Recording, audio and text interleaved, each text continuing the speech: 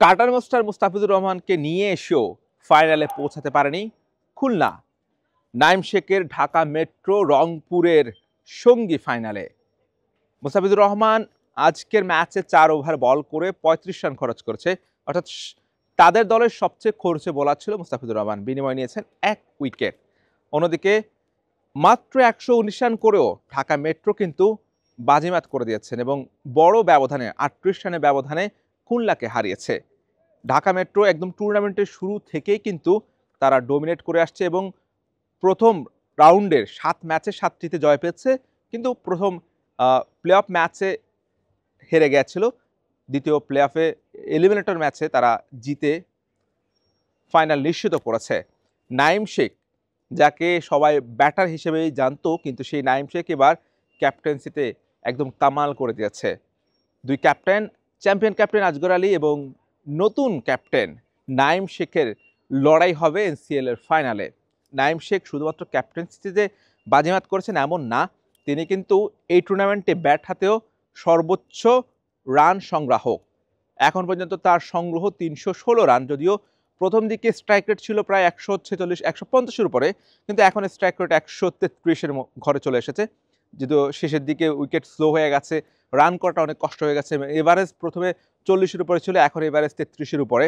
তারপরেও সব মিলিয়ে কিন্তু নাইম শেখ কিন্তু এই টুর্নামেন্টে বেশ ভালো ব্যাট করেছেন। আজকের ইনিংসে তিনি আসলে 53 বলে 57 রানের একটা ইনিংস খেলেছেন। যদিও মোটামুটি ধীর গতির হলেও এখানকার যে উইকেট, এই উইকেটের কন্ডিশন এবং ম্যাচের পরিস্থিতি বিবেচনায় কিন্তু এই ইনিংসটা সেরা একটা ইনিংস। কারণ যেখানে অপর এক প্রান্ত আগলে রেখেছিলেন নাইম শেখ, অপর প্রান্তে দ্রুত উইকেট পড়ছিল। আর এই উইকেটটা ব্যাটারদের জন্য খুব বেশি সহায়ক ছিল না, বোলাররাই সেখান থেকে সুবিধা নিয়েছে। দীর্ঘদিন একই উইকেটে খেলা হওয়ার কারণে উইকেট ভেঙে গেছে, টার্ন হচ্ছিল, আনইভেন বাউন্স হচ্ছিল, অর্থাৎ ব্যাটারদের জন্য ব্যাট করাটা কঠিন হয়ে যাচ্ছিল। ঠিক সেই জায়গা থেকে নাইম শেখ দায়িত্বশীল ইনিংস খেলেছে, ক্যাপ্টেন সুলভ ইনিংসটাই খেলেছে এবং তার সেই ইনিংসে ভর করে 119 রান করেছে ঢাকা মেট্রো। আমরা হয়তো ভেবেছিলাম যে আসলে খুলনার কাছেও বেশ ভালো কিছু ব্যাটার আছে, সহজে জয়টা তারা ছিনিয়ে নিতে পারবে, কিন্তু না, মাত্র 80 রানের উপরে করেই তারা কিন্তু আসলে গুটিয়ে গেছে। ম্যাচটা নিজেদের করে নিয়েছে ঢাকা মেট্রো। রাকিবুল ইসলাম, তিনি আজকে ম্যাচ ছাড়া হয়েছেন।